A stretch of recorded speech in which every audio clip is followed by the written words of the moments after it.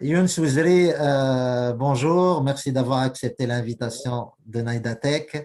Je suis ravi de te Merci beaucoup. recevoir. Alors Younes, toi, tu es le fondateur de Ecodome Maroc. Ce que vous faites, c'est très intéressant. Vous construisez des habitations écologiques dans des milieux, dans la campagne et dans des milieux urbains. Alors, on a vu Ecodome, voilà, on connaît Ecodome depuis quelques années. Vous avez fait pas mal de presse. Est-ce que tu peux te présenter très rapidement et nous présenter l'activité d'Ecodome Maroc? Tout d'abord, merci pour l'invitation. Je suis Younes Ouazdri, je suis un ingénieur d'État en génie civil de formation. Je suis également le fondateur et le gérant d'Ecodom Maroc, qui est une entreprise de construction écologique, de maisons secondaires et d'infrastructures pour le tourisme rural, en exploitant des ressources locales, notamment la terre. Très bien, Brièvement. brièvement, d'accord. Mais est-ce que tu peux nous dire comment tu as eu l'idée, comment tu es arrivé à l'idée de lancer Ecodome? Alors, la genèse de l'économe a commencé quand j'étais encore un élève ingénieur à l'école Hassania de travaux publics et je faisais beaucoup d'associatifs. Je faisais partie de l'association en particulier qui promeut l'entrepreneuriat social.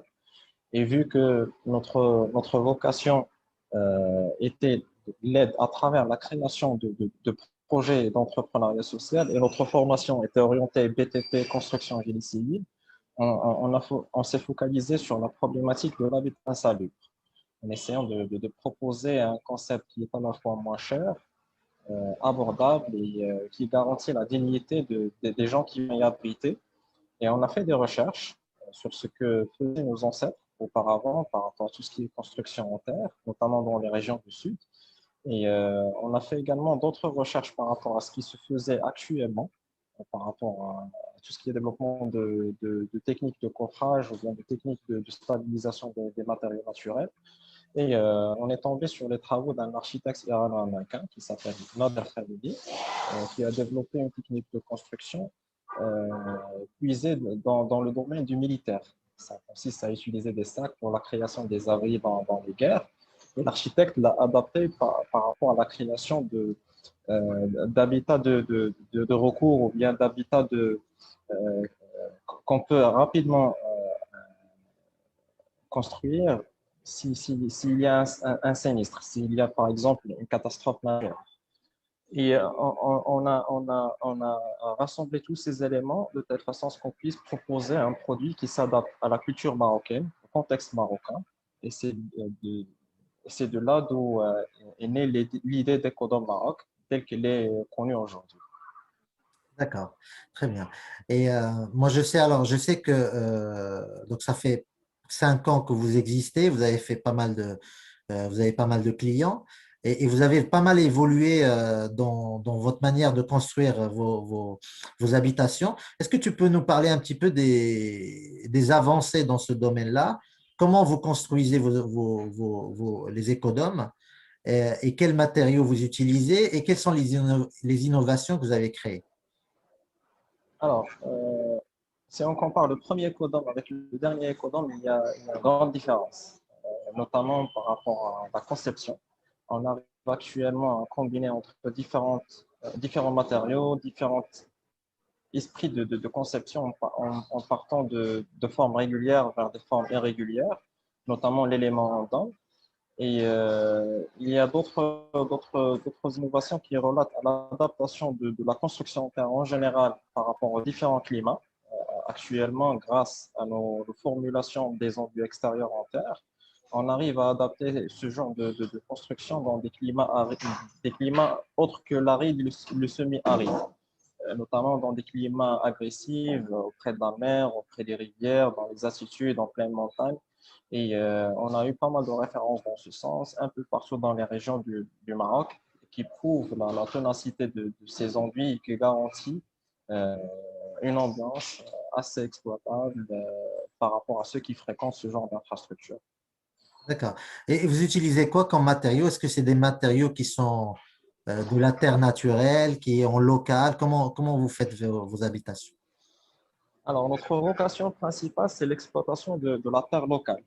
Et comment on procède, c'est qu'en premier lieu, on effectue une étude, ça s'appelle l'étude géotechnique, qui nous permet de définir les caractéristiques de la terre locale qu'on a sur site. Et on essaie au maximum d'adapter nos formulations et notre méthodologie de travail par rapport à cette composition-là.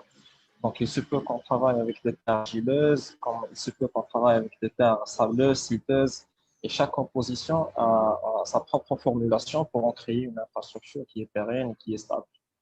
Ça, c'est parmi les avancées qu'on a développées en interne auprès de tout ce qui est formulation des enduits extérieurs. Donc Le vous vous fait qu'on a adaptez, exploité, vous vous adaptez en fait à l'endroit où vous êtes. Donc quand un effectivement, client vient vous voir et vous demande de lui faire des installations dans une région particulière, d'abord vous faites une étude euh, effectivement, géologique, c'est ça? Et géotechnique, géotechnique, l'étude géotechnique, géotechnique, et vous regardez qu'est-ce que vous pouvez, quels matériaux locaux vous pouvez utiliser pour lui construire. Et donc, vous avez développé une vraie expertise, une ingénierie dans ce domaine-là. Donc, parce que toutes effectivement. les régions sont différentes et ça demande énormément de travail. Et quels sont vos clients aujourd'hui? Quel est le type de client? Est-ce que c'est les clients du tourisme? Est-ce que c'est les personnes qui veulent des maisons secondaires? Alors, dans notre business model actuel, on cible deux niches de clientèle.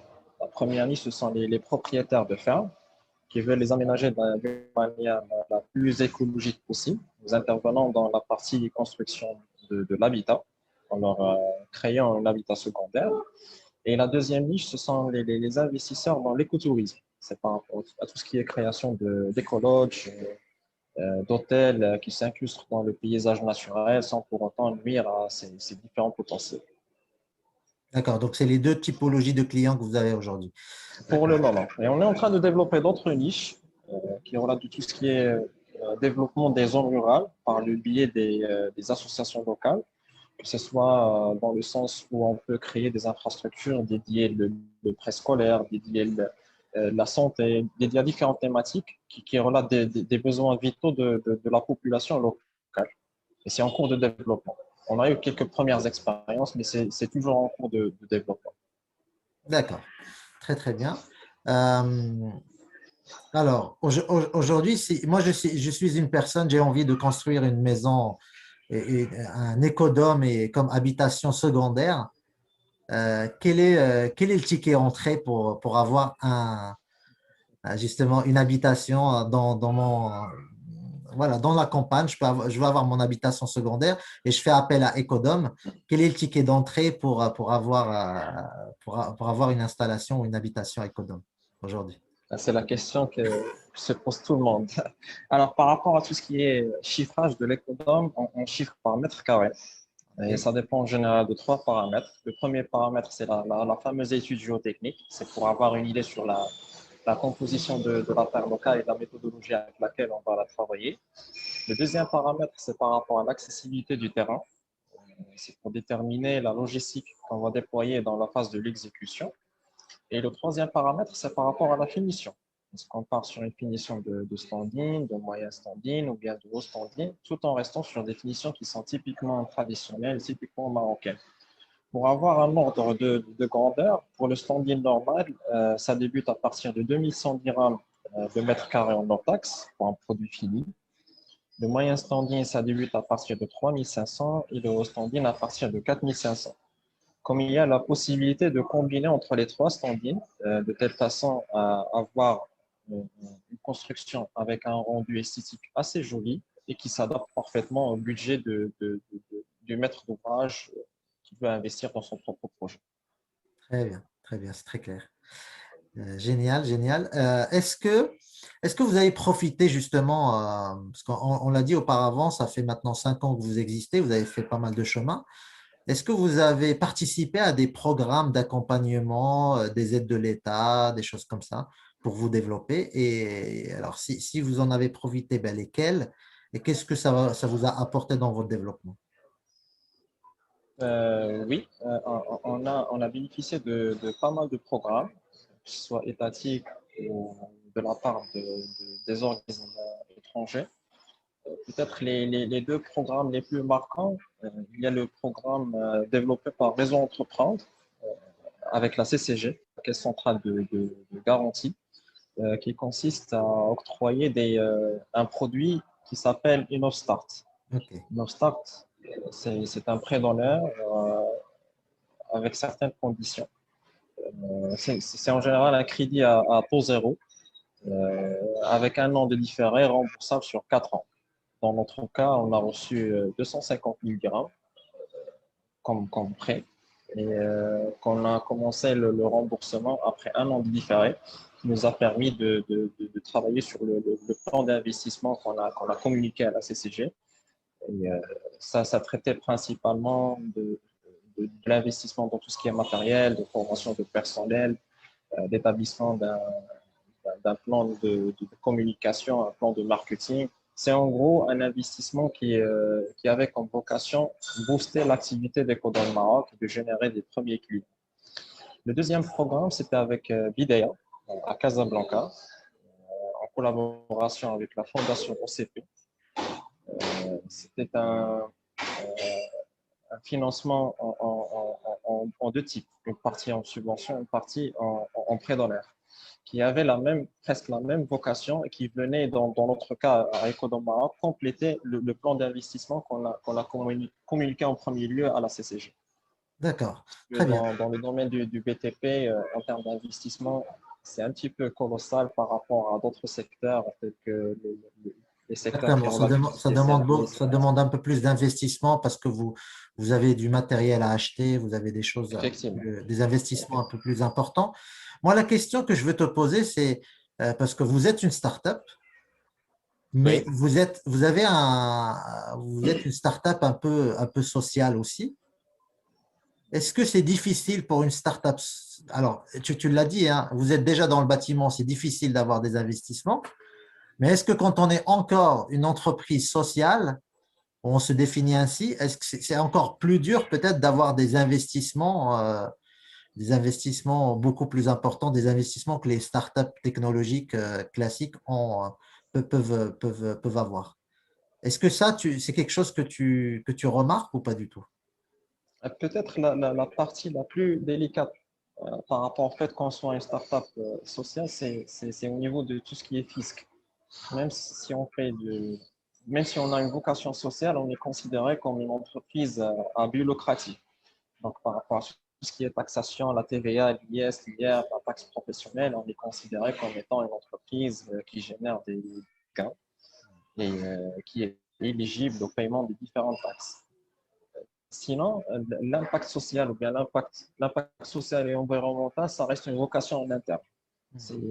C'est quelque chose qui nous motive, qui nous pousse à donner raison à ce qu'on est en train de faire comme travail. Et peu importe les contraintes qu'on rencontre, bah, on le garde toujours parce que c'est le moteur de la motivation qui nous pousse vers l'avant. Très bien. Tu as parlé des problématiques, j'imagine que vous en avez eu pendant ces années. Est-ce que tu peux nous parler un petit peu des difficultés importantes que tu as eues quand tu as lancé Ecodom, quand tu as essayé de développer Ecodom? Est-ce que les problématiques sont plutôt techniques, les problématiques sont administratives, fiscales ou tout ça à la fois? Alors, pour l'anecdote, on a proposé l'Ecodom comme étant une solution pour éradiquer tout ce qui est habitat insalubre. Et on a commencé avec une autorité locale, sans citer la ville où elle se trouve. Et on était confronté à une démarche administrative qui est un petit peu draconienne. On proposait un concept qui est écologique, alors que dans le process d'obtention d'autorisation, ils nous ont demandé des plans en béton armé. Chose qui est paradoxale avec les matériaux qu'on utilise et la démarche qu'on exploite.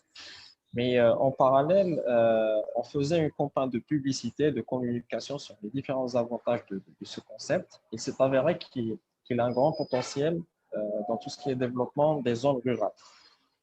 Et en parallèle, on gardait le plaidoyer de création de démarches administratives pour autoriser ce genre de construction dans les zones urbaines et même dans les zones rurales, certaines zones rurales.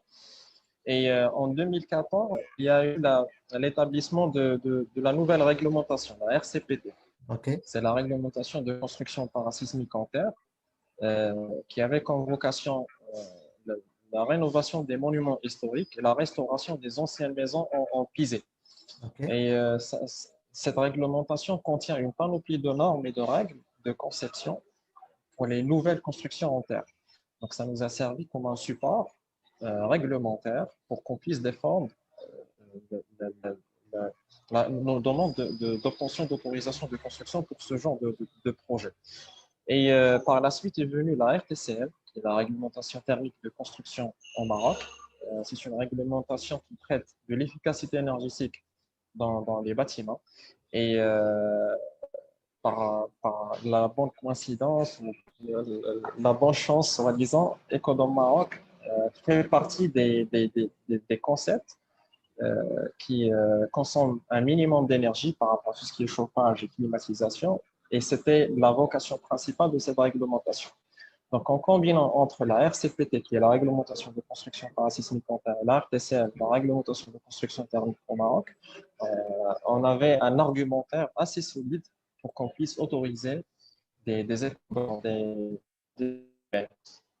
on a eu une expérience avec l'IRESEN, qui est l'Institut de recherche en énergie nouvelle et énergie solaire sur la ville verte de Belgrade.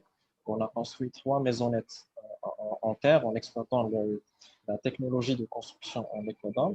Comme on a pu autoriser pas mal de constructions, notamment dans la région de Muslimène et la région de Khmissat, Et comment ça des se passe, villas. Younes, comment ça se passe? C'est à chaque fois que vous avez un projet, il vous faut une autorisation et Oui, à chaque fois, cette autorisation, elle est, vous relancez la procédure de zéro à chaque fois? oui. C'est similaire au bâtiment C'est ordinaire. similaire au bâtiment. Chaque projet nécessite sa propre autorisation.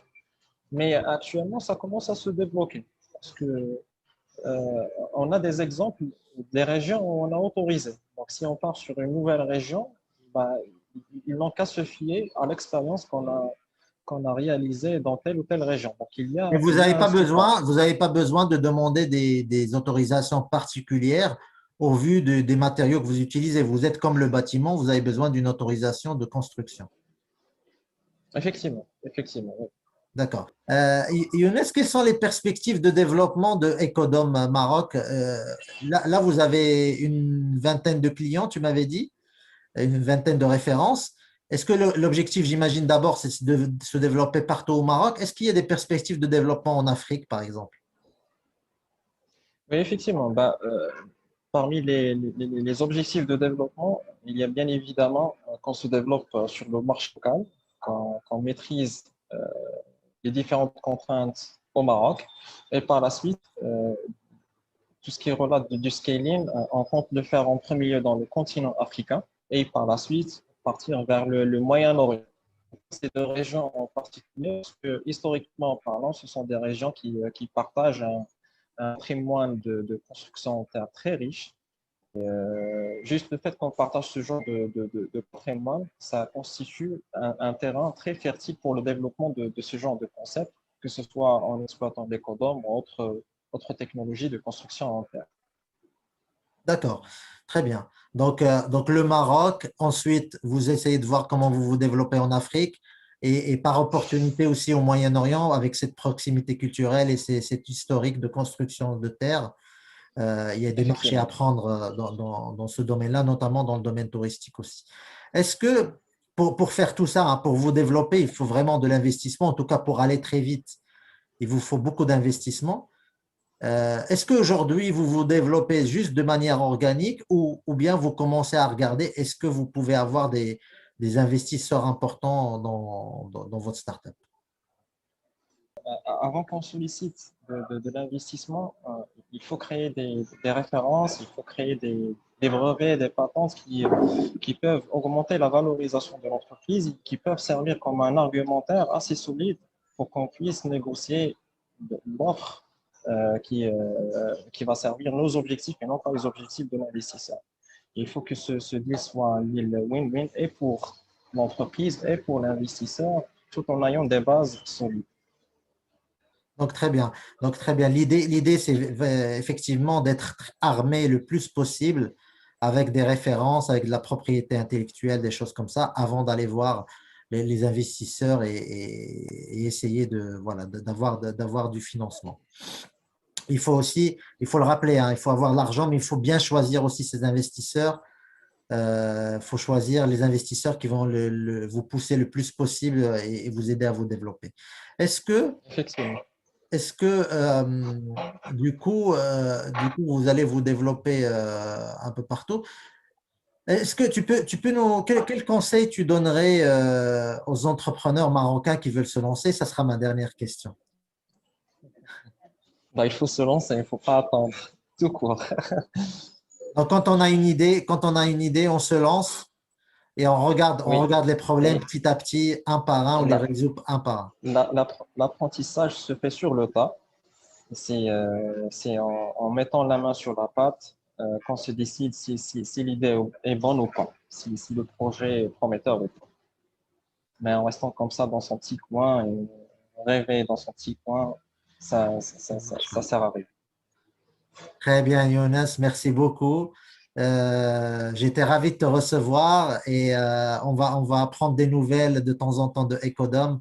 On va suivre un peu D'accord. vos développements. Bon courage à toi et plein de bonnes choses pour Ecodom dans l'avenir.